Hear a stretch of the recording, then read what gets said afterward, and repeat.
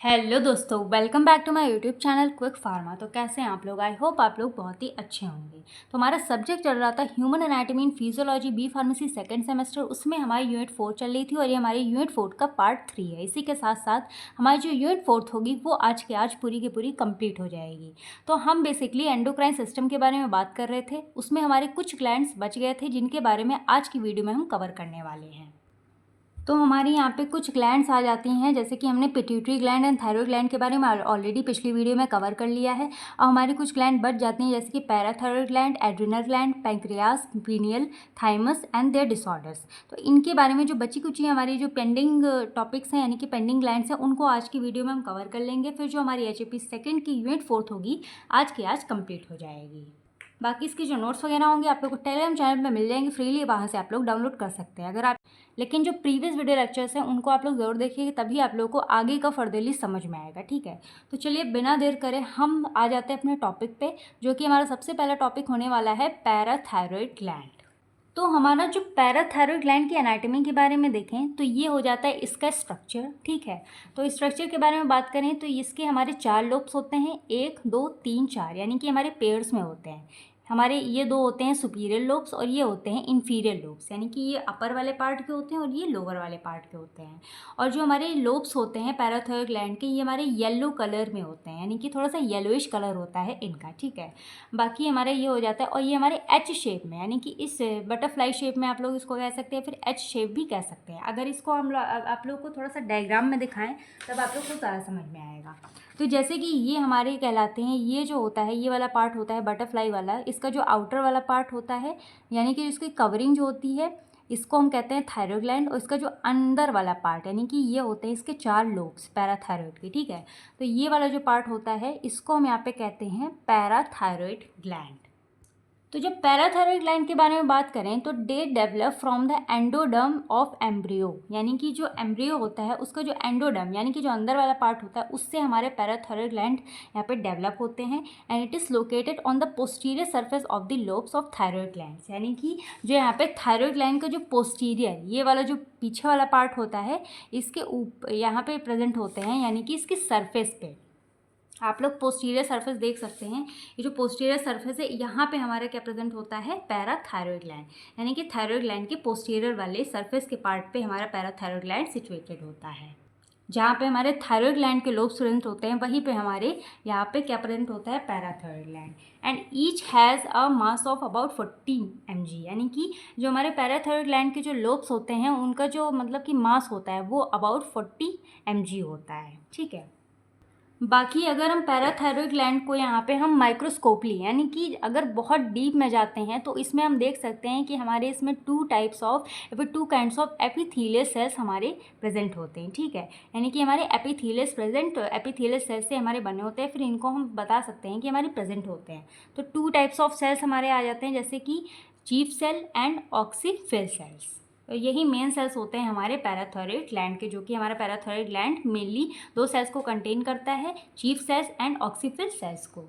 तो इतना तो आप लोग समझ गए कि हमारा पैराथायरॉइड ग्लैंड कहाँ प्रेजेंट होता है। जो हमारा थायरॉइड ग्लैंड का पोस्टीरियर वाला पार्ट होता है वहाँ पे 4 ग्लैंड हमारे यहाँ प्रेजेंट होते हैं। ठीक है, और ये इनके होते हैं लोब्स, ये हमारे बटरफ्लाई शेप में भी इनको हम कह सकते हैं। और ये हमारे माइक्रोस्कोपली इसको देखा जाए पैराथायरॉइड ग्लैंड को तो ये हमारे 2 सेल्स को कंटेन करता है, चीफ सेल एंड ऑक्सीफिल सेल्स को। अब हम देखते हैं कि पैराथायरॉइड ग्लैंड के हमारे कौन कौन से हार्मोन होते हैं। PTH, तो पैराथायरॉइड हार्मोन जो हमारे PTH होते हैं तो ये मेजर रोल प्ले करते हैं, यानी कि जो हमारा कैल्शियम होता है ये हमारे ब्लड में क्या करते हैं, ब्लड में calcium and Mg2+ and phosphate ion को, magnesium calcium and phosphate ion को हमारे ब्लड में क्या करते हैं, उसके लेवल को इंक्रीज कर देते हैं, यानी कि बढ़ा देते हैं। PTH increases the number and activity of osteoclast, यानी कि ये क्या करता है, जो ऑस्टियोक्लास्ट होता है उसकी एक्टिविटी को ये नंबर्स में इंक्रीज कर देते हैं, जो हमारा PTH यानी कि पैराथायरॉइड हार्मोन होता है। एंड रिजल्टेंट में अगर देखा जाए तो जो मतलब कि जो हमारे मतलब कि जो रिलीज़ जो कैल्शियम फॉस्फेट जो हमारे ब्लड में जो रिलीज़ हो रहे हैं उसका रिसॉर्प्शन होता है, यानी कि हमारे ब्लड में क्या होता है, रिसॉर्प्शन। ये हमारे मतलब लेवल को तो बढ़ा ही रहा है, बाकी रिजॉर्व भी हो रहे हैं हमारे ब्लड में। उसके लेवल जो आयनिक कैल्शियम एंड फॉस्फेट है वो हमारे ब्लड में रिलीज़ भी किए जा रहे हैं। बाकी हमारा जो पैराथायराइड हार्मोन है वो हमारा किडनी की तरह भी एक्ट करता है।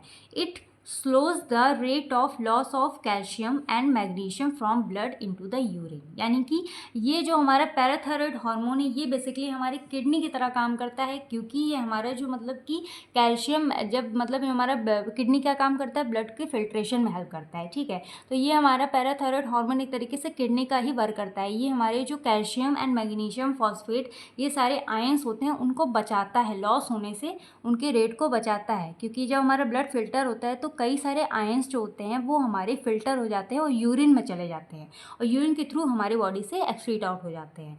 तो ये पैराथायराइड हार्मोन क्या करता है, उन्हीं मतलब कि फिल्ट्रेशन ड्यूरिंग द फिल्ट्रेशन उन्हीं कैल्शियम मैग्नीशियम इन सब चीज़ों को क्या करता है, इन सारे आयंस को बचाता है, जिससे कि हमारी बॉडी में कैल्शियम मैग्नीशियम फॉस्फेट की कमी ना हो सके, उनके रेट को ये लॉस होने से बचाने का काम करता है। यही इसका मेजर रोल होता है।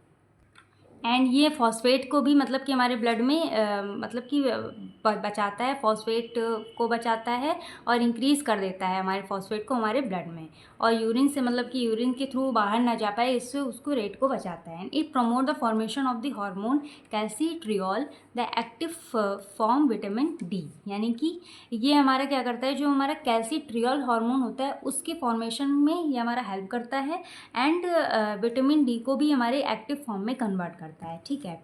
अब यहाँ पे हम देख लेते हैं कि पैराथायरॉयड ग्लैंड की कौन कौन से डिसऑर्डर्स होते हैं। तो पहला हमारा आ जाता है हाइपोपैराथायरोइडिज्म। अब जो हमारा हाइपोपैराथायरोइडिज्म होता है, हाइपो मतलब क्या होता है, कम, ठीक है, कम कोई चीज़ हमारी बॉडी में कम हो रही है, तो it leads to a deficiency of calcium which causes neuron and muscles fibre and depolarise and produce action potential spontaneously, this leads to spasm. यानी कि जब हमारी बॉडी में हाइपोपैराथायरिज्म हो जाता है तो हमारी बॉडी में क्या हो जाती है, कैल्शियम की कमी हो जाती है, जिसकी वजह से हमारी जो न्यूरॉन्स एंड मसल्स फाइबर्स होते हैं वो हमारी डीपोलराइज हो जाती हैं, ठीक है। हमारा एक्शन पोटेंशियल जो होता है वो कम हो जाता है, हमारी जो न्यूरॉन्स वगैरह हैं, मसल्स फाइबर्स हैं, ये सारी चीज़ें कमज़ोर हो जाती है, क्योंकि कैल्शियम की ज़रूरत है, कैल्शियम की कमी हो जाएगी हमारी बॉडी में तो काफ़ी ज़्यादा दिक्कत आ सकती है। बाकी हमारे स्पाज्म जैसी प्रॉब्लम को क्रिएट कर सकता है जब हमारी बॉडी में हाइपोपैराथायरॉयडिज्म हो जाता है। सेकेंड आ जाता है हाइपर पैराथायरॉयडिज्म, यानी कि पैराथायरॉयड जो हमारे बॉडी में काफ़ी ज़्यादा मात्रा में बढ़ जाए, तो it is mostly due to a tumour of one of the parathyroid gland. जब मतलब कि पैराथायरॉयड ग्लैंड में कोई किसी एक में जब ट्यूमर जैसी प्रॉब्लम कॉज करती है तब ये हमारा कॉज होता है hyper parathyroidism. The elevated level of PTH causes excessive resorption of bone matrix raising the blood level of calcium and phosphate ion. यानी कि हमारी बॉडी में जब बहुत ही ज़्यादा अमाउंट में ब्लड में हमारे कैल्शियम फॉस्फेट आयंस बहुत ज़्यादा बढ़ जाते हैं तो उस टाइम पे हमारी हाइपर पैराथायरॉयडिज्म जैसी प्रॉब्लम आती है। यानी कि जब हाइपोपैराथायरॉयडिज्म होगा तो इसका मतलब बहुत ज़्यादा अमाउंट में यहाँ पे मतलब कि आयंस हमारे इंक्रीज़ हो जाते हैं, वो भी तो काफ़ी ज़्यादा दिक्कत हो सकती है। अब जब बहुत ज़्यादा बढ़ जाएगा हमारे मतलब कि बोन्स, तो ये हमारे बोन्स को भी काफ़ी ज़्यादा प्रॉब्लम क्रिएट कर सकता है। जब कैल्शियम फॉस्फेट बहुत ज़्यादा अधिक मात्रा में हमारी बॉडी में बढ़ जाएगा तो काफ़ी ज़्यादा प्रॉब्लम हो सकती हैं। जैसे कि बोन्स हमारी क्या होती हैं, सॉफ्ट एंड ईजिली फ्रैक्चर्ड। जब बहुत ज़्यादा सॉफ्ट हो जाएंगी तो वो ईजिली टूट सकती हैं, ठीक है। High blood calcium level promotes formation kidney stones. अब जैसे कि बहुत ज़्यादा अमाउंट में हमारी बॉडी में जब कैल्शियम लेवल बढ़ जाएगा उस टाइम पे हमको किडनी स्टोन जैसी प्रॉब्लम हो सकती है। तो ये हो जाती है पैराथायरॉयड ग्लैंड की कुछ डिसऑर्डर्स। आई होप आप लोगों को समझ में आ गया होगा पैराथायरॉयड के बारे में। तो इसके डिसऑर्डर्स ये दो आप लोग लिख दीजिएगा, हाइपर पैराथायरॉयडिज्म में क्या क्या होता है, हाइपर पैराथायरॉयडिज्म में क्या क्या होता है, कौन कौन सी प्रॉब्लम क्रिएट होती है, ठीक है। बाकी ये हमारे पैराथायरॉयड के इसके स्ट्रक्चर आ जाता है, ये इसकी एनाटमी आ जाती है, और पैराथायरॉयड हार्मोन के बारे में लिख दीजिएगा। इतना मतलब कि इतना सफिशिएंट है। तो अब हम यहाँ पे बात कर लेते हैं अपने एड्रिनल ग्लैंड्स के बारे में, जो कि हमारा यहाँ पे सेकंड आ जाता है। तो these are two small glands located on the top of the kidney, यानी कि ये हमारे वो दो ग्लैंड्स होते हैं जो कि हमारे top of the kidney present होते हैं। जो हमारी किडनी होती है, मतलब ये हमारे एक पेयर में होते हैं, और जो हमारी किडनी होती है उसके टॉप पे प्रेजेंट होते हैं, यानी कि उसकी सरफेस पे। तो ये वहाँ पे इसकी लोकेशन वहाँ पे होती है, यानी से it is also known as suprarenal gland. अब इसको हम एड्रिनल ग्लैंड या फिर सुप्रारीनल ग्लैंड क्यों बोलते हैं, चलिए ये देख लेते हैं।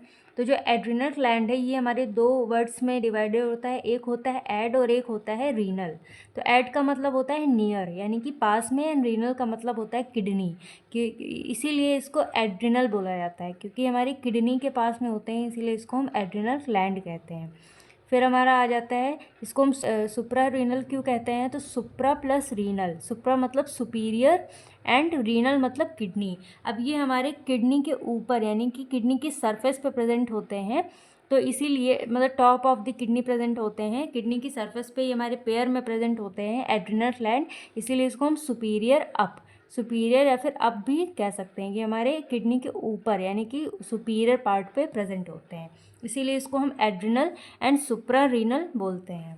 अगर सिंपली बोला जाए तो ये हमारे वो ग्लैंड्स होते हैं जो कि हमारे किडनी के पास प्रेजेंट होते हैं एंड किडनी के ऊपर यानी कि सुपीरियर पार्ट पे प्रेजेंट होते हैं। अब इनकी लोकेशन देखी जाए तो सुपीरियर टू द किडनी, यानी कि ये हमारे जो मतलब किडनी होती है उसके ऊपर टॉप पे प्रेजेंट होते हैं सुपीरियर वाले एरिया में। शेप देखी जाए तो ये इसका पिरामिडल शेप होता है। हाइट 5.5 सेंटीमीटर, जो इसकी विड्थ होती है वो होती है 2.3 सेंटीमीटर, इसकी थिकनेस होती है 1 सेंटीमीटर, एंड जो इसका मास होता है 5.5 से 6 ग्राम तक, और ये इसका यहाँ पे स्ट्रक्चर आ जाता है। तो अगर इसके स्ट्रक्चर की बात करें तो ये लगभग हमारे ट्रायंगुलर शेप में आप लोग को दिख रहे होंगे, ठीक है। तो ये जो बाहर वाला एरिया होता है इसको हम यहाँ पे बोल देते हैं एड्रिनल कॉर्टेक्स, ये जो अंदर वाली लेयर होती है इसको हम एड्रिनल मेड्यूला बोलते हैं, और ये होता है इनके मतलब ये कट सेक्शन होता है जिसमें हमारे मतलब ये आप लोग को कट्स दिख रहे होंगे, तो ये हमारे क्या होते हैं एक दूसरे कट्स में डिवाइडेड होते हैं, यानी कि ये कट सेक्शन कहलाता है। इसके एक अंदर भी लेयर हमारी प्रेजेंट होती है।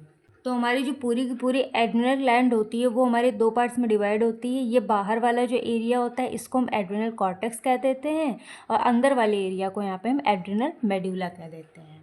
और जो यहाँ पे मतलब adrenal cortex and adrenal medulla, जो यहाँ से बाहर से पूरी जो लेयर कवर कर रही है पूरे एड्रिनल ग्लैंड को, इसको हम बोल देते हैं यहाँ पे कैप्सूल, यानी कि ये वाली जो पूरी लेयर होती है इसी को यहाँ पे हम कैप्सूल बोल देते हैं, जो कि हमारे पूरे अंदर वाले एरिया को कवर करके रखता है।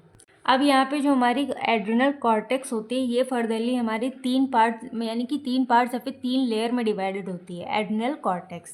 पहले आ जाते हैं यहाँ पे जोना ग्लोमेरुलोसा, ये हमारी आउटर मोस्ट लेयर होती है। सेकंड आती है जोना फैसिक्युलाटा, ये हमारी मिडिल लेयर होती है, और जोना रेटिकुलरिस ये हमारी होती है इनर लेयर, यानी कि जो सबसे आउटर मोस्ट लेयर है उसको हम जोना ग्लोमेरुलोसा बोलते हैं, और सेकेंड लेयर जो मिडिल यानी कि जो बीच वाली लेयर होती है इसको हम बोल देते हैं जोना फैसिकुलाटा, और जो हमारी अंदर ये जो सबसे इनर लेयर होती है इसको हम बोलते हैं जोना रेटिकुलरिस। तो बाकी अगर यहाँ पे पूरा इसका देखा जाए तो ये हमारे मतलब जो अगर इनकी एनाटॉमी के बारे में देखा जाए तो ये हमारी किडनी के सुपीरियर पार्ट पे प्रेजेंट होते हैं, यानी कि इनकी लोकेशन यहाँ पे होती है, और ये थोड़ा सा हमारी ट्रायंगुलर शेप में यानी कि इस शेप में होते हैं, और ये हमारे 2 पार्ट्स को कंटेन करते हैं, एक है एड्रिनल कॉर्टेक्स एंड सेकेंड है एड्रिनल मेड्यूला, और ये इसका एक कट सेक्शन होता है, और एड्रिनल कॉर्टेक्स के हमारे यहाँ पे 3 लेयर आ जाती है, और जो हमारा कॉर्टेक्स है वो भी हमारा फर्दरली कैप्सूल से क्या होता है कवर होता है। तो ये वाली जो हमारी मतलब एड्रिनल कॉर्टेक्स में ये वाली जो लेयर होती है सबसे आउटर मोस्ट, इसको हम जोना ग्लोमेरुलोसा बोलते हैं, और ये वाली जो लेयर होती है इसको हम जोना फैसिकुलाटा बोलते हैं, और ये वाली जो अंदर लेयर है इसको हम जोना रेटिकुलरिस बोलते हैं। तो एक तरीके से आप लोग को एड्रिनल ग्लैंड की एनाटॉमी समझ में आ गई होगी कि इसकी मतलब location, shape, height, width, thickness, mass वगैरह सब कुछ, और इसकी कितने पार्ट्स होते हैं और इसकी कितनी लेयर्स होती हैं। अब इसका फंक्शन देख लेते हैं कि ये रोल क्या प्ले करता है। तो इसका मेजर रोल यही होता है, मतलब ये हमारी वेरियस रोल्स को प्ले करती है हमारी बॉडी में। अब जैसे कि बहुत लोग होते हैं काफ़ी ज़्यादा स्ट्रेस वगैरह ले लेते हैं, तो उसमें मतलब उसमें ये रिस्पॉन्स करती है, एंड जो हमारे बॉडी में जो ब्लड प्रेशर वगैरह होता है उसको कंट्रोल एंड मेंटेन करने का काम करती है। और जो कुछ हमारे इलेक्ट्रोलाइट बैलेंस होते हैं उनको भी, मतलब कि इलेक्ट्रोलाइट्स को भी हमारे बॉडी में बैलेंस करने का काम करती है, और एसिड बेस बैलेंस को हमारी बॉडी में बनाए रखती है बाय रिलीजिंग वेरियस कॉर्टिसोस्टेरॉइड हार्मोन्स। अब इसको थोड़ा सा डिटेल्स में जानने के लिए हम यहाँ पे देख लेते हैं कि हमारे एड्रिनल कॉर्टेक्स से हमारे कौन कौन से हार्मोन यहाँ पे रिलीज़ होते हैं, यानी कि ये जो एड्रिनल ग्लैंड से हमारे कौन कौन से ऐसे हार्मोन्स होते हैं जो कि हमको इन सब चीज़ों को बैलेंस करने में हेल्प करते हैं। तो हमारे जो कॉर्टिकोस्टेरॉइड हार्मोन है, इसमें से हमारे कई सारे यहाँ पे हार्मोन्स आ जाते हैं। अब जैसे कि आप लोगों ने देखा कि हमारे जो एड्रिनल ग्लैंड है उसमें हमारे यहाँ पे दो पार्ट्स हैं, एक हमारा यहाँ पे एड्रिनल कॉर्टेक्स है और एक यहाँ पे हमारा एड्रिनल मेड्यूला है। तो यहाँ पे हमारा सबसे ज़्यादा पार्ट जो हमारे एड्रिनल ग्लैंड में सबसे ज़्यादा पार्ट होता है वो होता है एड्रिनल कॉर्टेक्स का। तो अब यहाँ पे हम देख लेते हैं कि एड्रिनल कॉर्टेक्स में जो हमारी मतलब इसकी जो लेयर है, outer most, middle and inner, ये यहाँ पे हार्मोन्स कौन कौन से सिक्रीट करती हैं, यानी कि ये तीनों लेयर्स हमारी कौन कौन से हार्मोन्स यहाँ पे सिक्रीट करती हैं और बनाती हैं। तो जो हमारी एड्रिनल कॉर्टेक्स की पहली यानी कि जो आउटर मोस्ट लेयर होती है, जोना ग्लोमेरुलोसा, तो ये हमारे सिक्रीट करती है मिनरल कॉर्टिसोस्टेरॉइड्स को। और जो सेकेंड लेयर होती है जोना फेसिकुलाटा, यानी कि जो मिडिल लेयर होती है, ये सिक्रीट करती है ग्लूकोकॉर्टिकोस्टेरॉइड्स को। और जो जोना रेटिकुलरिस होती है यानी कि जो इनर लेयर है, वो यहाँ पे सेक्स कॉर्टिकोस्टेरॉइड्स को यहाँ पे सिक्रीट करती है। ये तीन हार्मोन्स होते हैं जो सिक्रीट किए जाते हैं इन तीनों लेयर्स के थ्रू। तो ये थोड़ा सा मतलब इसके जो वर्ड्स हैं आप लोगों को डिफ़िकल्ट लग सकते हैं, लेकिन यहाँ पे मतलब कि देखा जाए तो जो एड्रिनल कॉर्टेक्स है ये हमारे कॉर्टिकोस्टेरॉइड्स को यहाँ पे क्या करती है, सिक्रीट करती है। और इसी कॉर्टिकोस्टेरॉइड्स के थ्रू ही हमारे यहाँ पे ये तीन हार्मोन्स यहाँ पे सिक्रीट किए जाते हैं, mineralocorticosteroids and glucocorticosteroids and sex corticosteroids. इन तीनों हार्मोन को मिला के, यानी कि इन सभी हार्मोन्स को जब हम कंबाइन करते हैं तो इसी को यहाँ पे हम कॉर्टिकोस्टेरॉइड्स बोल देते हैं। तो ये हमारे जितने भी हार्मोन्स होते हैं एड्रिनल कॉर्टेक्स से हमारे क्या होते हैं, सिक्रीट होते हैं इन तीनों लेयर्स के थ्रू। तो चलिए अब यहाँ पे हम तीनों हार्मोन्स के बारे में एक एक करके यहाँ पे हम बात कर लेते हैं। तो पहला हमारा आ जाता है मिनरलो कॉर्टिकोस्टेरॉइड्स। अब इसका एग्जाम्पल आ जाता है यहाँ पे एल्डोस्टेरॉन। तो मेंडलोकॉर्टिकोस्टेरॉइड्स का जो मेन हार्मोन होता है वो यहाँ पे आ जाता है हमारा एल्डोस्टेरॉन, यानी कि ये एल्डोस्टेरॉन जो है इसका मेन हार्मोन होता है। और ये जो मेंडलोकॉर्टिकोस्टेरॉइड्स है ये बेसिकली हमारे बॉडी में मिनरल्स के लेवल को मेंटेन करने का काम करता है। और जो यहाँ पे हमारा एल्डोस्टेरॉन हार्मोन होता है ये सबसे मेजर हार्मोन होता है जो कि हमारे एड्रिनल ग्लैंड के थ्रू यहाँ पे सिक्रीट किया जाता है। अब जैसे कि जो हमारा एल्डोस्टेरॉन है वो एक्चुअल में काम कैसे करता है, मान लो जैसे कि हमारा यहाँ पे जो ब्लड होता है, जैसे कि हमारा जो ब्लड है, जैसे कि आप लोग को पता है कि ब्लड में हमारे सोडियम पोटेशियम दोनों प्रेजेंट होते हैं। तो जो सोडियम पोटेशियम होता है वो हमारे कहाँ पे जाता है, किडनी में जाता है, और क्या बनाता है, यूरिन का फॉर्मेशन करता है। और जो यूरिन के थ्रू जितना भी वेस्ट होता है हमारी बॉडी से बाहर जाता है। तो जब यहाँ पे स्टार्टिंग में फिल्ट्रेशन होती है तो जो हमारे सोडियम एंड पोटेशियम जो हमारे ब्लड में प्रेजेंट होते हैं वो किडनी के थ्रू यहाँ पे फिल्टर होके आ जाते हैं। तो अब जैसे कि यहाँ पे एल्डोस्टेरॉन का काम क्या होता है, मान लो जैसे कि जो सोडियम है वो हमारी बॉडी के लिए काफ़ी ज़्यादा इंपॉर्टेंट रोल प्ले करता है। तो जो एल्डोस्टेरॉन होता है वो सोडियम की सिक्रेशन को हमारी बॉडी में बढ़ा देता है, यानी कि यहाँ पे when there is deficiency of potassium level then these muscles become weak and which causes paralysis। यानी कि जो हमारा एल्डोस्टेरॉन होता है वो बेसिकली हमारी बॉडी में एक तो मिनरल्स का मतलब मिनरल्स के लेवल को मेंटेन करता है, पोटेशियम एंड सोडियम प्लस। तो ये एंड जब अगर हमारी बॉडी में मान लो अगर जैसे फिल्ट्रेशन के थ्रू काफ़ी ज़्यादा लॉस हो जाता है सोडियम एंड पोटेशियम का, तो हमारी बॉडी में सोडियम पोटेशियम का जो लेवल होता है वो कम हो जाता है। अब आप लोग को जैसे पता है कि जो पोटेशियम है वो हमारे मसल्स के लिए काफ़ी ज़्यादा इंपॉर्टेंट रोल प्ले करता है। अगर हमारी बॉडी में सोडियम की कमी हो जाएगी तो यहाँ पे जो हमारी मसल्स होती हैं वो हमारी क्या हो जाती, वीक हो जाती, जिसकी वजह से पैरालिसिस जैसी प्रॉब्लम आ सकती है, फिर पैरालिसिस कॉज हो सकता है। तो यहाँ पे एल्डोस्टेरॉन का मेन काम यही होता है कि ये हमारे बॉडी में सोडियम पोटेशियम के लेवल को मेंटेन करके रखता है एंड मिनरल्स के भी लेवल को मेंटेन करता है। तो हमारे एल्डोस्टेरॉन के ये दो मेन काम होते हैं। अब मेंडलोकॉर्टिकोस्टेरॉइड्स में सेकेंड पॉइंट देखी जाए तो when hyper secretion of aldosterone और hypo secretion then it causes kidney failure and cardiac arrest that in this case contraction relaxation are stop. अब जैसे कि एल्डोस्टेरोन भी है तो ये जैसे कोई भी चीज़ होती है हमारी बॉडी में जब ज़्यादा मात्रा में होने लगती है तब भी हमको दिक्कत होती है, और या फिर बहुत कम हो जाता है उसका सिक्रेशन तब भी हमारी बॉडी में काफ़ी ज़्यादा दिक्कत होने लगती है। अब जैसे कि जो एल्डोस्टेरोन है, अगर यहाँ पे सोडियम पोटेशियम का जो सिक्रीशन है अगर बहुत ज़्यादा इंक्रीज़ कर देगा तब भी हमारी किडनी फेल्योर हो सकता है, कार्डियक अरेस्ट वगैरह हो सकता है। और यहाँ पे ये जो कॉन्ट्रैक्शन रिलैक्सेशन है, हमारी जो मसल्स वगैरह हैं कॉन्ट्रैक्ट कर रही, रिलैक्स कर रही, हमारी बॉडी जो कॉन्ट्रैक्शन रिलैक्सेशन चल रही है वो हमारी स्टॉप हो सकती है। तो एल्डोस्टेरोन का भी एक मेजर रोल है कि ये हार्मोन भी हमारी बॉडी में ना तो बहुत ज़्यादा सिक्रीट होना चाहिए ना तो इसका सिक्रेशन कम होना चाहिए, इसका एक बैलेंस बना रहना चाहिए। अगर हाइपर सिक्रेशन या फिर हाइपो सिक्रेशन हो जाएगा हमारी बॉडी में एल्डोस्टेरोन का तो यहाँ पे हमारी किडनी फेल्योर, कार्डियक अरेस्ट, ये सारी चीज़ें प्रॉब्लम क्रिएट हो सकती हैं जिसकी वजह से हमारी बॉडी में कॉन्ट्रैक्शन रिलैक्सेशन स्टॉप हो सकता है। बाकी हमारा जो एल्डोस्टेरोन होता है, जैसे कि आप लोगों ने रास सिस्टम तो पढ़ा ही होगा, अगर नहीं पढ़ा है तो आप लोग प्रीवियस वीडियो लेक्चर्स में देख सकते हैं, इसको हम शॉर्ट में बताएंगे। तो जो एल्डोस्टेरोन होता है एंजियोटेंसिन सेकेंड के थ्रू ये हमारा क्या करता है, इसके साथ मतलब मिलके हमारा जो रास सिस्टम को ये स्टिमुलेट करता है और जो हमारी बीपी होती है उसको कंट्रोल करने का फिर रेगुलेट करने का भी काम करता है एल्डोस्टेरोन। तो ये सभी चीज़ें होती हैं हमारी एल्डोस्टेरोन की। आई होप आप लोगों को मिनरल कॉर्टिकोस्टेरॉइड समझ में आ गया होगा। तो ये आप लोगों को पता लग गया होगा कि मेंडलोकॉर्टिकोस्टेरॉइड से हमारा कौन सा हार्मोन सिक्रेट होता है, एल्डोस्टेरोन, और ये सभी एल्डोस्टेरोन के हमारे काम होते हैं। और जो अगर एल्डोस्टेरोन ज़्यादा है फिर कम हो जाता है जिसकी वजह से हमारी किडनी फेल्योर जैसी प्रॉब्लम भी आ सकती है और यहाँ पे हमारे कार्डियक अरेस्ट भी हो सकता है और जो हमारी रिलैक्सेशन और कॉन्ट्रैक्शन की प्रोसेस है वो भी हमारी स्टॉप हो सकती है। बाकी हमारी बीपी वगैरह को भी मेंटेन करने का काम करता है। फिर सेकेंड आ जाता है हार्मोन हमारा ग्लूकोकॉर्टिकोस्टेरॉइड्स। अब यहाँ पे ग्लूकोकॉर्टिकोस्टेरॉइड्स में हमारे यहाँ पे पहला हार्मोन आ जाता है कॉर्टिसोल। अब ये जो कॉर्टिसोल होता है ये हमारा मेन हार्मोन होता है ग्लूकोकॉर्टिकोस्टेरॉइड्स का। अब इसका मेन काम क्या होता है कि ये हमारी बॉडी में ग्लूकोज के लेवल को मेंटेन करने का काम करता है।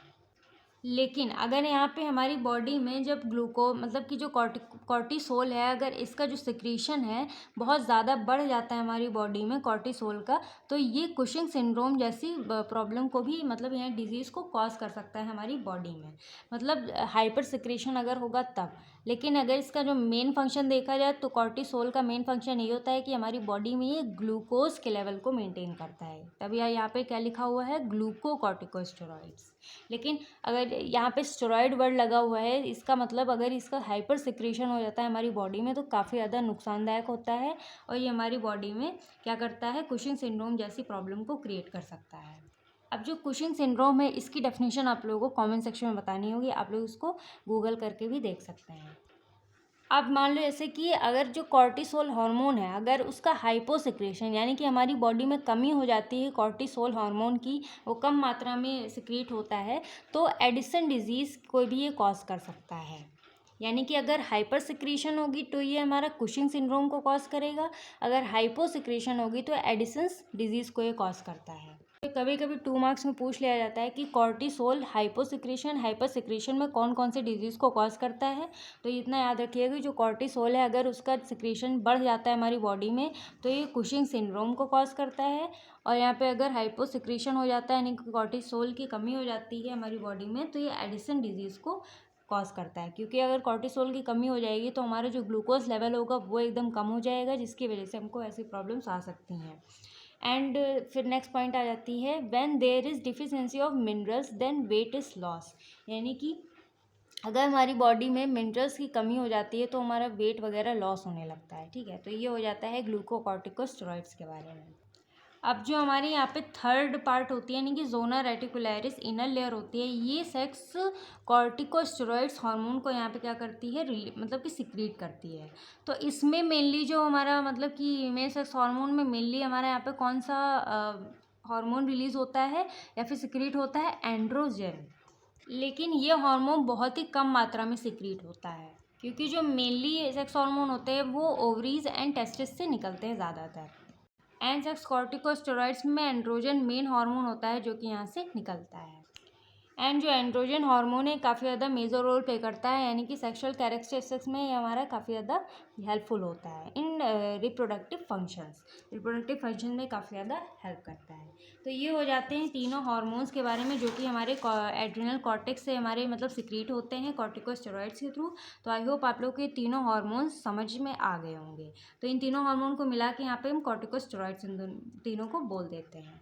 तो फिर अब अगर हम आगे बढ़ें तो यहाँ पे जो हमारा एड्रिनल मेड्यूला है, यानी कि अब हम बात कर लेते हैं सेकेंड पार्ट जो कि हमारा क्या था, एड्रिनल मेड्यूला। अब जो एड्रिनल मेड्यूला है ये सिर्फ एक हार्मोन को यहाँ पे सिक्रीट करता है जो कि होता है कैथाकोलामाइन। अब जैसे कि आप लोगों ने देखा यहाँ पे जो हमारा एड्रिनल कॉर्टेक्स है ये कॉर्टिकोस्टेरॉइड को यहाँ पे सिक्रीट करता है। कॉर्टिकोस्टेरॉइड्स के थ्रू हमारे यहाँ पे 3 हार्मोन सिक्रीट होते हैं, लेकिन जो हमारा यहाँ पे इनर पार्ट एड्रिनल मेड्यूला है ये सिर्फ एक ही हार्मोन को यहाँ पे क्या कर रहा है, सिक्रीट कर रहा है। सेकेंड पार्ट हमारा सिर्फ एक हार्मोन को सिक्रीट करता है जो कि हमारा है कैथाकोलामाइन्स। अब ये भी हमारे अब ये जो कैथाकोलामाइन्स है ये दो हार्मोन को सिक्रीट करता है। एक होता है एड्रिनलिन, एक होता है नोराएपिफ्राइन। अब जो यहाँ पे एड्रेनलिन है ये हमारा उस टाइम पे मतलब कि काम करता है जब हमारी बॉडी में सिंपैथेटिक नर्वस सिस्टम चालू होता है, यानी कि it is released of medulla and it is also called epinephrine. यानी कि ये एड्रिनल जो होते हैं, एड्रिनल हार्मोन जो होता है ये हमारे मतलब कि एड्रिनल मेड्यूला से हमारा सिक्रीट किया जाता है और इसको हम कैफिफ्राइन भी बोलते हैं। और नॉरएपिफ्राइन ये हमारे मतलब कि नॉन कैफिफ्राइन होते हैं, ये कैफिफ्राइन नहीं होते हैं, ये कि नॉन कैफिफ्राइन है। And it is release from stimulation of sympathetic nervous system. जब यहाँ पे सिंपैथेटिक नर्वस सिस्टम का यहाँ पे जब स्टिमुलेशन यानी कि जब यहाँ इसका जो बढ़ाया जाता है इसको, जब उसका रिलीज़ ज़्यादा हो जाता है तब ये हमारा क्या होता है, रिलीज़ होता है नॉरएपिफ्राइन। तो हमारा जो यहाँ पे मतलब कि एड्रेनलिन को यहाँ पे हम एफिनेफ्रिन भी बोल सकते हैं। इसका एग्जांपल आ जाता है फाइट एंड फ्लाइट, यानी कि एड्रेनलिन जो है उस टाइम पे ही हमारा जब फाइट एंड फ्लाइट वाली कंडीशन होती है उस टाइम पे हमारा काम करता है। तो ये हो जाता है कैथाकोलामाइन्स। बस इतना आप लोग याद रखिए कि एड्रेनल मेड्यूला से हमारा सिर्फ एक हार्मोन निकलता है जो कि हमारा कैथाकोलामाइन्स है, और कैथाकोलामाइन्स यहाँ पे 2 हार्मोन्स को सिक्रेट करता है, एड्रेनलिन एंड नॉरएपिफ्राइन, एपिफ्राइन एंड नॉरएपिफ्राइन। ठीक है, ये इसके बारे में हो जाता है। अब यहाँ पे एड्रेनलिन के बारे में थोड़ी सी और बातें जानें तो causes both dilation and relaxation, there is dilation of heart and skeletal muscles. अब जो हमारी एड्रेनलिन है ये डायलेशन एंड रिलैक्सेशन दोनों ही प्रोसेस को कॉज करती है, यानी कि दोनों ही चीज़ें करवाती है। और ये हमारे हार्ट यानी कि जो हमारा हार्ट है और जो स्केलेटल मसल्स है उसको उसके डायलेशन में हमारी काफ़ी ज़्यादा हेल्पफुल होती है। डायलेशन मतलब रिलैक्सेशन में हमारी हेल्प करवाती है। And adrenal also works as bronchodilators, ये हमारे ब्रोंक्योडायलेटर्स की भी तरह काम करते हैं।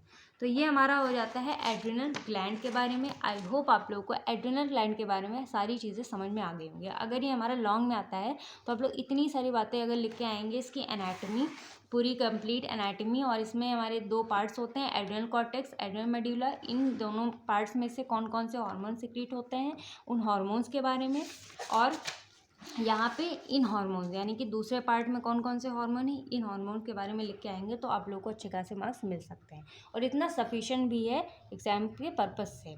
तो अब हम यहाँ पे बात कर लेते हैं अपने थर्ड पैंक्रियास ग्लैंड के बारे में। अब जैसे कि हमने प्रीवियस वीडियो लेक्चर्स में भी आप लोगों को बताया था कि जो हमारी पैंक्रियास ग्लैंड होती है ये हमारी 2 ग्लैंड्स को कंटेन करती है। एक होती है यहाँ पे एक्सोक्राइन एंड एंडोक्राइन ग्लैंड, यानी कि हमारी एक कंपोजिट ऑर्गन है, हमारा एक पहला इकलौता ऐसा ग्लैंड होता है जो कि हमारे दोनों चीज़ों को कंटेन करता है, exocrine and endocrine gland both. और बाकी हमारा जो पैंक्रियाज है ये हमारा कम से कम 95% पार्ट इसका हमारा एक्सोक्राइन ही होता है, एंड इसका जो 5% होता है ये हमारा एंडोक्राइन होता है। यानी कि जो हमारा पैंक्रियाज है वो हमारा 95% एक्सोक्राइन होता है, लेकिन सिर्फ 5% हमारा जो पैंक्रियाज है वो सिर्फ एंडोक्राइन होता है। ठीक है, मतलब कि जो मिनिमम टू मैक्सिमम अगर देखा जाए तो हमारा जो पैंक्रियाज है वो एक्सोक्राइन ग्लैंड ही होता है, क्योंकि इसमें हमारा 95% प्रेजेंट होता है एक्सोक्राइन का, बाकी 5% ये हमारा एंडोक्राइन की तरह काम करता है। अब ये इसलिए होता है क्योंकि हमारा जो पैंक्रियाज मतलब कि जो हमारा एक्सोक्राइन है ये हमारा मेन है जो कि हमारे डाइजेस्टिव एंजाइम्स को यहाँ पे क्या करता है, प्रोड्यूस करता है, रिलीज़ करता है। एंड मेनली कहाँ पे रिलीज़ करता है, हमारे स्टमक में। एंड जो हमारा एंडोक्राइन पैंक्रियाज है ये हमारा 5% क्या करता है, रिलीज़ करता है यहाँ पे हमारा हार्मोन को रिलीज़ करता है, एंड 5% पार्ट कंटेन करता है हमारे पैंक्रियाज में। तो एक तरीके से देखा जाए तो एक्सोक्राइन हमारे यहाँ पे एंजाइम्स को प्रोड्यूस करता है और एंडोक्राइन यहाँ पे हमारे हार्मोन्स को प्रोड्यूस करता है। अब हम यहाँ पे देख लेते हैं कि हमारा जो पैंक्रियाज है वो हमारा कहाँ पे प्रेजेंट होता है हमारी बॉडी में। तो अगर देखा जाए तो मान लो यहाँ पे अगर यहाँ पे इसमें देखें इमेज में, तो स्ट्रक्चर में देखा जाए तो हमारा जो पैंक्रियाज है, अब इसको हम पैंक्रियाटिक आइसलेट भी कह सकते हैं। तो इस शेप में हमारा ये लीफ के शेप में प्रेजेंट होता है इस एरिया में, ठीक है। तो यहाँ पे देखा जाए तो it is situated posterior to the stomach और लोअर टू द लीवर, यानी कि हमारे स्टमक की पोस्टीरियर मतलब पीछे वाला पार्ट, स्टमक के पीछे एंड लीवर के नीचे बिलो पार्ट में हमारा प्रेजेंट होता है और ये हमारे लीफ के शेप में होता है। अब इसको हम देखा जाए तो जो हमारा पैंक्रियाज है वो हमारे 3 पार्ट्स में डिवाइडेड होता है। ये होती है इसकी टेल और ये होती है नेक और ये होता है इसका हेड। और आप लोग जितने ग्लैंड्स पढ़ चुके हैं उसमें हमारा जो मतलब डायग्राम है वो मेन है, तो आप लोग ये ज़रूर देख लीजिएगा। तो हमारे जो मतलब कि पैंक्रियाज होता है इसमें हमारे कुछ प्रेजेंट होती हैं पैंक्रियाटिक आइसलेट्स। यहाँ पे आप लोग देख सकते हैं ड्रॉप ड्रॉप जो ग्रीन कलर की ड्रॉप दिख रही हैं, तो ये जो ड्रॉप्स होती है इन्हीं को यहाँ पे हम पैंक्रियाटिक आइसलेट या फिर आइसलेट ऑफ लैंगरहैंस भी बोल देते हैं। पैंक्रियाटिक आइसलेट या फिर आइसलेट ऑफ लैंगरहैंस। और ये हमारा जो मतलब कि पैंक्रियाज है अगर इसको देखा जाए तो ये हमारा 12 to 15 सेंटीमीटर यानी कि 5 से 6 इंच का होता है, लंबा होता है एंड 2.5 सेंटीमीटर इंच थिक होता है, यानी कि 2.5 सेंटीमीटर या फिर 1 इंच इसकी थिकनेस होती है और 5 से 6 इंच हमारा ये लॉन्ग होता है, यानी कि लंबा होता है, इसकी लंबाई होती है। अब हमारे पैंक्रियाज के अंदर मेनली 3 सेल्स पाए जाते हैं, मेन 3 टाइप के सेल्स पाए जाते हैं हमारे पैंक्रियाज में। एक होता है हमारा यहाँ पे अल्फा सेल, एक होता है बीटा सेल और एक होता है यहाँ पे हमारा डेल्टा सेल। अब जो अल्फा सेल है, अल्फा सेल यहाँ पे सिक्रीट करता है ग्लूकागॉन को और जो बीटा सेल होता है वो इंसुलिन एंड एमाइलिन को सिक्रीट करता है और जो डेल्टा होता है वो सिक्रीट करता है सोमैटोस्टैटिन को। सोमैटोस्टैटिन को हम GHRIH भी बोल देते हैं। और ये होती है पीपी जो होता है यानी कि पॉलीपेप्टाइड भी इसको हम कह सकते हैं। जो पॉलीपेप्टाइड है ये सिक्रीट करता है एफ सेल्स को, ठीक है। तो यहाँ पे हमारा alpha beta and delta and PP यानी कि पॉलीपेप्टाइड, तो ये सारी चीज़ों को यहाँ पे सिक्रीट करता है जो कि हमारे पैंक्रियाज के अंदर प्रेजेंट होते हैं। अब यहाँ पे हम इन्हीं एक एक हार्मोन्स को यहाँ पे हम देख लेते हैं। अल्फा सेल कौन से हार्मोन सिक्रीट करता है, glucagon. Beta cell insulin and amylase को यहाँ पे सिक्रीट करता है एंड सोमैटोस्टैटिन एंड जो पॉलीपेप्टाइड है ये हमारे एफ सेल्स को सिक्रीट करता है। तो चलिए इन सभी के बारे में थोड़ा थोड़ा सा यहाँ पे हम देख लेते हैं। तो सबसे पहले हमारा आ जाता है अल्फा सेल जो कि क्या सिक्रीट करता है, ग्लूकागॉन। तो एंड ये जो तीनों की तीनों हमारे यहाँ पे मतलब हार्मोन हैं जो हमारे सिक्रीट हो रहे हैं अल्फा बीटा डेल्टा से, ये बहुत ज़्यादा मेजर रोल प्ले करते हैं और बहुत ही इंपॉर्टेंट हार्मोन्स होते हैं। ये चीज़ आप लोग देख लीजिएगा। तो चलिए ग्लूकागॉन को समझने से पहले इन तीनों सेल्स को यहाँ पे हम कॉम्बिनेशन में पढ़ लेते हैं कि इन तीनों सेल्स कंबाइन में कैसे काम करते हैं, तब आप लोग को एक एक करके समझा देंगे, तब आप लोग को ज़्यादा समझ में आएगा। तो अब मान लो ये हमारे यहाँ पे क्या है, ब्लड वेसल है, ठीक है। ये हमारी हो जाती है ब्लड वेसल, इसके अंदर हमारा क्या है, ग्लूकोज है और ये क्या है, ये हमारी हो जाती है सेल्स। अब यहाँ पे क्या होता है कि ये जो ग्लूकोज हमारे ब्लड वेसल में है तो ये इस ग्लूकोज को इन सेल्स में आना होता है, ठीक है, क्योंकि ये काफ़ी ज़्यादा इंपॉर्टेंट होता है। अगर नहीं आएगा तो यहाँ पे कोई भी प्रॉब्लम क्रिएट हो सकती है। तो ये ग्लूकोज हमारे इन सेल्स में आना ज़रूरी होता है। तो जब हमारा ग्लूकोज यहाँ पे सेल्स के अंदर आ जाता है तो यहाँ पे इसकी हो जाती है ग्लाइकोलिसिस। क्या होती है, ग्लाइकोलिसिस। ग्लाइको मतलब यहाँ पे टूटना, लिसिस मतलब क्या होता है, टूटना। जब यहाँ पे ग्लाइकोलिसिस होती है तो जब लिसिस यानी कि जब ब्रेकडाउन होता है ग्लूकोज का तो ये क्या फॉर्म करता है, एटीपी, यानी कि एटीपी मतलब एनर्जी फॉर्म होती है। अब सबसे स्टार्टिंग चीज़ कि हमारा ग्लूकोज कहाँ से आता है, हमारे ब्लड में। तो जैसे ही कोई भी खाने पीने वाली चीज़ हम लोग खाते हैं जिसमें ग्लूकोज प्रेजेंट होता है, कार्बोहाइड्रेट होता है, तो वो सारी चीज़ें हमारी कहाँ पे आ जाती हैं, ब्रेकडाउन होकर हमारे ब्लड में आ जाती हैं। तो जो हमारे कार्बोहाइड्रेट वगैरह प्रोटीन्स वगैरह हैं, तो जो कार्ब्स होता है यानी कि जो कार्ब्स होता है कार्बोहाइड्रेट्स का, तो उसी से हमारे यहाँ पे क्या बन जाता है, ग्लूकोज फॉर्म होता है। तो यहाँ पे ग्लूकोज का काम क्या होता है कि ग्लूकोज यहाँ पे हमारे ब्लड से यहाँ पे हमारे सेल्स में आता है, फिर उसके बाद इसकी ग्लाइकोलिसिस होती है यानी कि ब्रेकडाउन होता है, फिर ये हमारी एटीपी एनर्जी को जनरेट करता है जिससे कि हमारी बॉडी में सेल्स को एनर्जी मिलती है। ये सारी चीज़ें तो हो गई, एटीपी बन गई, ये सारी चीज़ें बन जाती हैं ग्लाइकोलिसिस वगैरह के बाद। अब यहाँ पे हम मेन काम देख लेते हैं कि हमारी इंसुलिन एंड ग्लूकागॉन का काम क्या होता है हमारे यहाँ पे, कि एक्चुअल में इसका वर्क क्या है। तो सबसे पहले अगर हम बात करें यहाँ पे ग्लूकागॉन के बारे में, तो ग्लूकागॉन एक्चुअल में क्या करता है कि हमारे ब्लड वेसल्स में ग्लूकोज के लेवल को इंक्रीज़ करता है।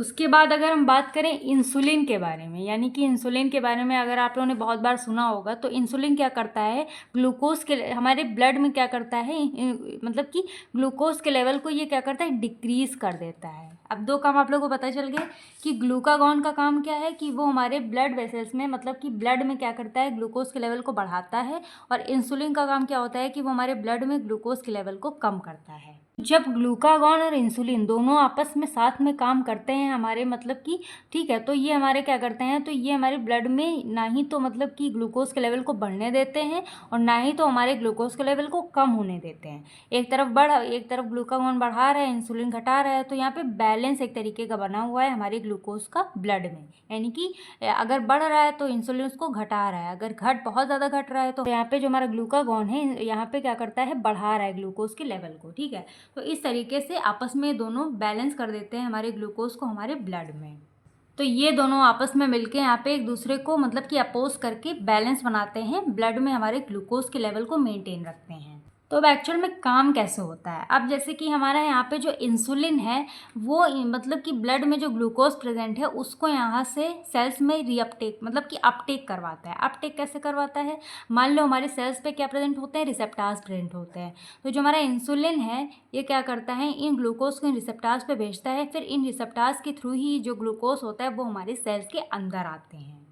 तो जब ये ग्लूकोज हमारे सेल्स के अंदर आ जाते हैं तभी हमारे एटीपी और एनर्जी को जनरेट कर पाते हैं। तो इंसुलिन का मेन काम यही होता है कि ये हमारा क्या करता है, यहाँ पे ब्लड से ग्लूकोज को निकाल के हमारे सेल्स में पहुंचाने का काम करता है। तो ये मेन काम हो जाता है हमारे इंसुलिन का। और ऐसे ही हमारा जो ग्लूकागॉन होता है अपने अलग अलग मतलब कि रोल प्ले करता है। सबसे पहले बात करते हैं हम यहाँ पे ग्लूकागॉन के बारे में। तो जो हमारा ग्लूकागॉन होता है, यानी कि जो पैंक्रियाटिक आइसलेट्स या फिर आइसलेट ऑफ लैंगरहैंस सेल्स होती हैं, अल्फा सेल्स होती हैं, उनसे हमारे क्या होते हैं, प्रोड्यूस किए जाते हैं। एंड ये हमारे पेप्टाइड हार्मोन होते हैं। ठीक है, एक तरीके से इनको पेप्टाइड हार्मोन कहते हैं। और ये हमारे आइसलेट ऑफ लैंगरहैंस सेल्स, जो इसकी जो अल्फा सेल्स होती हैं, उससे हमारे ये प्रोड्यूस होता है। और ग्लूकागॉन का मेन काम क्या होता है कि हमारे ब्लड में ग्लूकोज के लेवल को इंक्रीज करने का काम करता है। इसका यही मेन काम होता है। तो ये हमारा मतलब कि हमारे ब्लड में ग्लूकोज के लेवल को इंक्रीज कैसे करवाता है, तो ये स्टिमुलेट करता है या फिर बनाता है ग्लाइकोजिनोलिसिस, यानी कि ब्रेकडाउन ऑफ ग्लाइकॉन फ्रॉम पायरूवेट। अब ये कैसे होता है, चलिए देख लेते हैं। तो अब ये एक्चुअल में होता कैसे है, हम मान लो जैसे कि जो ग्लाइकोजिनोलिसिस जब ये हमारा करवाता है ग्लूकागॉन, मान लो जैसे कि हमारे ब्लड में जब ग्लूकोज का लेवल बहुत ज़्यादा इंक्रीज हो जाता है, यानी कि बहुत ज़्यादा हो जाता है हमारे ब्लड में जो ग्लूकोज, तो ये हमारा क्या होता है, तो वही जो एक्स्ट्रा वाला पार्ट होता है, तो ये हमारा लीवर, मतलब कि जो हमारा लीवर होता है, लीवर में ये क्या करता है, ग्लाइकॉन के फॉर्म में क्या करता है, ये हमारा स्टोर हो जाता है, जो एक्स्ट्रा अमाउंट वाला होता है, यानी कि हमारे लीवर में ये ग्लाइकोजन के फॉर्म में स्टोर हो जाता है। अब उसके बाद ये एक्चुअल में करता क्या है, तो ग्लूकोज एक्चुअल में क्या करता है कि जो ग्लाइकोजन के फॉर्म में जो लीवर में वो स्टोर हुआ है, उसी को ग्लाइकोजन को ये मतलब तोड़ मड़ोड़ के क्या करता है, फिर से ग्लूकोज में कन्वर्ट कर देता है। तो पहला काम तो ये हो गया ग्लाइकोजिनोलिसिस वाला। सेकंड काम इसका होता है कि ये हमारा क्या करता है, ग्लूकोज को इंक्रीज कर देता है, यानी कि ग्लूकोज के रिलीज को यहाँ पे बढ़ा देता है लीवर में हमारे। ठीक है, लीवर इनटू ब्लड स्ट्रीम, यानी लीवर से हमारे ब्लड स्ट्रीम में ग्लूकोज के लेवल को क्या करता है, रिलीज, मतलब इसका जो रिलीज होता है उसको इंक्रीज करने का काम करता है। And it counteracts the effect of insulin. तो यहाँ पे जो हमारे मतलब कि जब ब्लड स्ट्रीम में जो हमारे ग्लूकोज के लेवल यहाँ पे बढ़ जाएगा, तो जो हमारा इंसुलिन का इफेक्ट होगा वो हमारा यहाँ पे क्या होता है, कम पड़ जाता है। ठीक है, अब यहाँ पे हमारा इंसुलिन कैसे वर्क करता है हमारे यहाँ पे, ठीक है, तो ये देख लेते हैं। तो ये भी हमारे एक तरीके के पेप्टाइड हार्मोन होते हैं जो कि हमारी बीटा सेल से प्रोड्यूस किए जाते हैं। आइसलेट ऑफ लैंगरहैंस में जो बीटा सेल्स प्रेजेंट है, जैसे कि मैंने यहाँ पे बताया था, जो हमारे यहाँ पे बीटा सेल होते हैं, इससे हमारे प्रोड्यूस होते हैं हमारे इंसुलिन एंड अमाइलिन। ठीक है, तो ये उससे प्रोड्यूस होते हैं। ये हमारे क्या करते हैं, ब्लड में ग्लूकोज के लेवल को रेगुलेट करते हैं, यानी कि कंट्रोल करने का काम करते हैं उसको, मतलब कि एक तरीके से ब्लड में ग्लूकोज के लेवल को कम करने का काम करते हैं। ठीक है, bye facilitating glucose uptake in sales. अब ये करता कैसे है, जैसे मैंने आप लोग को बताया कि ये हमारे ब्लड से इंसुलिन जो है ब्लड से इन ग्लूकोज को क्या करता है, रिसेप्टार्स के थ्रू हमारे सेल्स में भेज देता है। इसके थ्रू ये इसका जो लेवल होता है ग्लूकोज का वो हमारे ब्लड में कम हो जाता है। And stimulates glucose uptake in cells particularly in muscles and liver cells. तो इंसुलिन का मेन काम यही होता है कि ये हमारे ब्लड में मतलब कि ब्लड स्ट्रीम में यहाँ पे ग्लूकोज के लेवल को कम करता है, लेकिन हमारे सेल्स में ग्लूकोज के लेवल को बढ़ाता है। ठीक है, इसको हम मत समझिए, इंसुलिन बस ब्लड में जो है ग्लूकोज के लेवल को कम करता है और सेल्स में इसके ग्लूकोज के लेवल को यहाँ पे इंक्रीज करता है। क्योंकि अगर हमारा मतलब कि इंसुलिन सही से काम नहीं करेगा तो जो हमारा यहाँ पे मतलब कि ग्लूकोज है वो हमारे ब्लड से सेल्स में नहीं पहुँच पाएगा, जो कि हमारे लिए काफ़ी ज़्यादा नुकसानदायक हो सकता है। क्योंकि अगर हमारा ग्लूकोज जब सेल्स तक नहीं पहुँचेगा तो हमारी बॉडी में जो एटीपी एनर्जी बन रही वो हमारी नहीं फॉर्म हो पाएगी। इसका मेन काम तो यही हो गया, ठीक है, कि हमारे बीटा सेल से हमारे निकलते हैं, ये हमारे पेप्टाइड हार्मोन है और ये हमारे ग्लूकोज के लेवल को ब्लड में कम करते हैं और सेल्स में अपटेक करते हैं, यानी कि बढ़ाते हैं। बाकी हमारा मतलब कि particularly muscles and liver cells में भी काफ़ी ज़्यादा मतलब ग्लूकोज को अपटेक करवाता है, पहुँचाता है। And fat metabolism, lipid synthesis, storage वगैरह में भी हमारे काफ़ी ज़्यादा हेल्प करता है। And it promotes glycogen synthesis in the liver and muscles, यानी कि लीवर में जो हमारा ग्लाइकोजन जो मतलब कि हमारा वहाँ पे स्टोर हो रहा था, ग्लाइकोजन एक्स्ट्रा वाला जो ग्लूकोज था, उसको भी हमारा प्रमोट करता है लीवर में एंड मसल्स में। ठीक है, बाकी इसका मेन रोल यही होता है कि हमारी डायबिटीज़ मेलिटस को ये क्या करता है, प्रिवेंट करने का काम करता है इंसुलिन। अब जैसे आप लोग अगर डायबिटीज़ मेलिटस के बारे में पढ़े होंगे तब आप लोग को पता होगा कि इंसुलिन उसको कैसे प्रिवेंट करने का काम करता है हमारी बॉडी में, और ग्लूकोज के लेवल को वहाँ पे हमारे घटा देता है हमारे ब्लड में। तो इस तरीके से हमारा इंसुलिन जो है वो काम करता है। ठीक है, आई होप आप लोग को इंसुलिन के बारे में भी समझ में आ गया होगा। फिर हमारे यहाँ पे थर्ड आ जाता है, थर्ड हार्मोन सोमैटोस्टैटिन। अब जो हमारा सोमैटोस्टैटिन है, आप लोग को पता है कि ये हमारा कहाँ से प्रोड्यूस हुआ है, ये हमारा डेल्टा सेल से प्रोड्यूस हुआ है, जो कि हमारे आइसोलेट ऑफ लैंगरहांस में डेल्टा सेल प्रेजेंट है, उनसे हमारा ये प्रोड्यूस होता है। एंड ये हमारे हाइपोथैलेमस में से भी प्रोड्यूस होते हैं। तो सोमैटोस्टैटिन काफ़ी ज़्यादा इंपॉर्टेंट रोल प्ले करते हैं, मतलब कि ये हमारा हाइपोथैलेमस से भी मतलब कि प्रोड्यूस होता है, हाइपोथैलेमस भी इसको बनाता है। तो ये एक्चुअल में हमारा क्या होता है, ये हमारा होता है growth hormone release inhibiting hormone, यानी कि ये हमारा एक्चुअल में, ऐसे अगर हम लोगों ने प्रीवियस वीडियो लेक्चर्स में पढ़ा होगा, the main role of somatostatin is inhibit the secretion of both insulin and glycogen in addition to inhibiting the secretion of growth hormone. यानी कि आप लोगों ने अगर पढ़ा होगा तो प्रीवियस वीडियो लेक्चर्स में हमने यहाँ पे पढ़ा था कि जो हमारा एंटीरियर यानी कि पिट्यूटरी ग्लैंड में जो हमारा एंटीरियर वाला पार्ट था, तो ये क्या कर रहा था, ग्रोथ हार्मोन को सिक्रीट कर रहा था। तो हाइपोथैलेमस जब बहुत ज़्यादा अमाउंट में ग्रोथ हार्मोन यहाँ पे सिक्रीट होने लगता है, तो ये हमारा हाइपोथैलेमस क्या करता है, GHRIF फैक्टर को यहाँ पे क्या करता है, रिलीज कर देता है, सिक्रीट कर देता है, जिससे कि हमारा जो ग्रोथ हार्मोन है वो हमारा यहाँ पे मतलब कि रुक जाए, इनहिबिट हो जाए एक टाइम के लिए। ये हमारा क्या हाइपोथैलेमस क्या करता है, इनहिबिटिंग फैक्टर को यहाँ पे प्रोड्यूस करता है, यानी कि सिक्रीट करता है, जिससे कि जो ग्रोथ हार्मोन है वो यहाँ पे इनहिबिट हो जाए। और इसी चीज़ को हम यहाँ पे सोमैटोस्टैटिन के नेम से भी जानते हैं, यानी कि ग्रोथ हार्मोन इनहिबिटिंग फैक्टर को यहाँ पे हम सोमैटोस्टैटिन के नेम से भी जानते हैं, जो कि हमारे इंटीरियर पिट्यूटरी में प्रेजेंट होता है। ठीक है, तो ये हमारा सोमैटोस्टैटिन की तरह भी काम करता है। तो मेन इसका काम यही होता है कि ये इंसुलिन ग्लाइकोजन की सिक्रेशन को दोनों ही एडिशन में क्या करता है, इनहिबिट करता है। तो ये हो जाता है सोमैटोस्टैटिन के बारे में। तो आई होप आप लोगों को यहाँ पे पूरा कंप्लीट समझ में आ गया होगा पैंक्रियाज के बारे में। ठीक है, अगर कोई भी डाउट होता है आप लोग इसको कमेंट सेक्शन में पूछ सकते हैं। फिर हम आगे बढ़ते हैं अपने नेक्स्ट ग्लैंड की तरफ, जो कि हमारी है यहाँ पे पीनियल ग्लैंड। इनको थोड़ा सा हम शॉर्ट में समझेंगे क्योंकि हमारे एग्जाम में मतलब कम ही आते हैं। ठीक है, तो ये हमारे स्मॉलेस्ट एंडोक्राइन ग्लैंड होते हैं और ये हमारे लोकेटेड होते हैं डाइनएसिफेलिक एरिया में। तो हमारे ब्रेन में मतलब कि जो हमारा रूफ ऑफ थर्ड वेंटिकल होता है, यानी कि जो थर्ड वेंटिकल होता है शॉर्ट स्टॉक के पास में, तो वहाँ पे हमारे प्रेजेंट होता है क्या, डाइनएसिफेलिक एरिया। ठीक है, तो वहाँ पे हमारे ये पीनियल ग्लैंड प्रेजेंट होते हैं। आप लोग को अगर स्ट्रक्चर में दिखाएं तो ये हमारे हाइपोथैलेमस के एंड पिट्यूटरी ग्लैंड के बीच में, यानी कि यहाँ पे जो लास्ट वाला एरिया होता है ब्रेन में, वहाँ पे हमारे पीनियल ग्लैंड सिचुएटेड होते हैं। लाइक जो मटर का दाना होता है उससे भी छोटा हमारा यहाँ पे पीनियल ग्लैंड होता है। ठीक है, अब इसके हम देखें तो इसका मास होता है 0.1 से 0.2 ग्राम का, यानी हमारा 10 mm मतलब कि 10 mm लॉन्ग होता है, और ये हमारा रेडिश ब्राउन कलर में होता है। और ये हमारा कवर्ड होता है किसके थ्रू, एक कैप्सूल में हमारा एक कवर्ड होता है, फॉर्म बाय द पायोमेटर। पायोमेटर जो होता है उससे हमारा ये बनता है, और ये कवर्ड होता है कैप्सूल में। और ये मेनली सिक्रीट करता है मेलेटोनिन हार्मोन को, which is use to promote sleepiness and help regulate the body's biological clock circadian rhythm. यानी कि जो हार्मोन है मेलेटोनिन एंड मेलेनिन, उसको ये हमारा सिक्रीट करता है, सबसे पहली बात। एंड ये हमारे मेन हार्मोन होता है मेलेटोनिन पीनियल ग्लैंड का।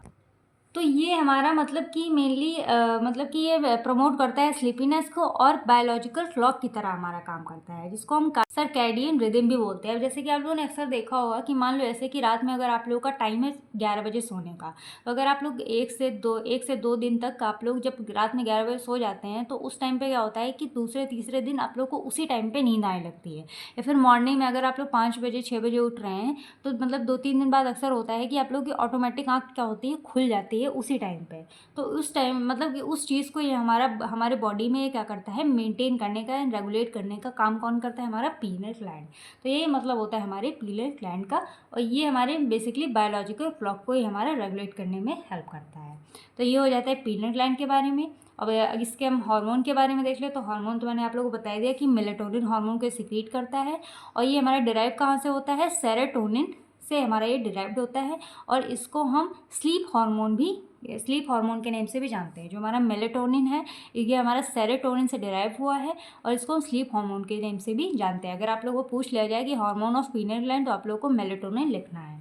फिर हमारे यहाँ पे 5th ग्लैंड आ जाता है, जो कि हमारा लास्ट है, थाइमस ग्लैंड। चलिए इसके बारे में हम थोड़ा सा जल्दी से समझ लेते हैं।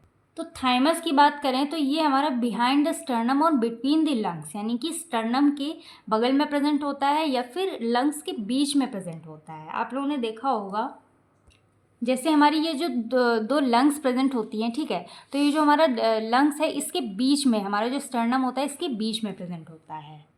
एंड ये हमारे बाइलोब्ड ग्लैंड, मतलब इनको हम बाइलोब्ड ग्लैंड भी कहते हैं, और ये हमारे 2 पार्ट्स में सेपरेट होते हैं। मतलब ये हमारे 2 लोब्स में सेपरेट होते हैं बाय कनेक्टिव टिश्यू। एक कनेक्टिव टिश्यू की हेल्प से हमारे 2 लोब्स में डिवाइडेड होते हैं। ये इन्फेंट्स में इनका जो वेट होता है ये हमारा 70 ग्राम होता है, and it is held by connective tissue. ये हमारे कनेक्टिव टिश्यू से बने हुए होते हैं।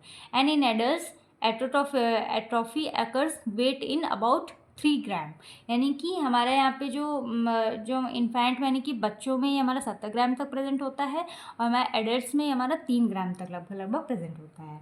और इसके हमारे 2 पार्ट्स होते हैं, एक होता है कॉर्टेक्स, एक होता है मेड्यूला। तो कॉर्टेक्स हमारा इसका मैच्योर होता है, और जो मेड्यूला होता है वो कॉर्टेक्स से भी ज़्यादा मैच्योर होता है। मतलब कि मेड्यूला में जो मतलब कि हमारे मोर मैच्योर सेल्स होते हैं ये हमारे एपिथेलियल सेल टिश्यू से बने हुए होते हैं, C cell, connective tissue cells and macrophages cells, इन सभी को हमारा क्या करता है, कंसिस्ट करता है। And in medulla found cluster and epithelial cells and filled with keratin protein. And ये हमारे मेड्यूला में क्लस्टर्स एंड एपिथेलियल सेल्स पाए जाते हैं, जो कि हमारे फिल्ड होते हैं केराटिन यानी कि प्रोटीन से, जिसको हम हेज़ल्स कॉर्पस्कल्स भी बोलते हैं, ठीक है। तो ये हमारा हो जाता है थाइमस ग्लैंड के बारे में। तो आई होप आप लोगों को सभी ग्लैंड क्लियर हो गए होंगे। अगर कोई भी डाउट होता है इन ग्लैंड्स में तो आप लोग प्लीज़ कमेंट सेक्शन में पूछ सकते हैं। अगर आप लोग को वीडियो अच्छी लगी तो आप लोग कमेंट सेक्शन में बता सकते हैं। तो बस ज़्यादा नहीं है इसमें, जो हमारा मेन है मैंने आप लोगों को बता दिया कि हमारा एड्रिनल ग्लैंड है और पिट्यूटरी ग्लैंड है, ये सारी चीज़ें मतलब आप लोग मिला जुला के देख सकते हैं। तो हमारी जो आज एंडोक्राइन सिस्टम यानी कि 4th यूनिट है एचएपी सेकेंड की, वो हमारी आज पार्ट 3 के साथ पूरी की पूरी कंप्लीट हो जाती है। तो मिलते हैं हम नेक्स्ट वीडियो में नेक्स्ट यूनिट के साथ। तब तक के लिए do like, share, comment and subscribe to my YouTube channel Quick Pharma. Take care of yourself and your family.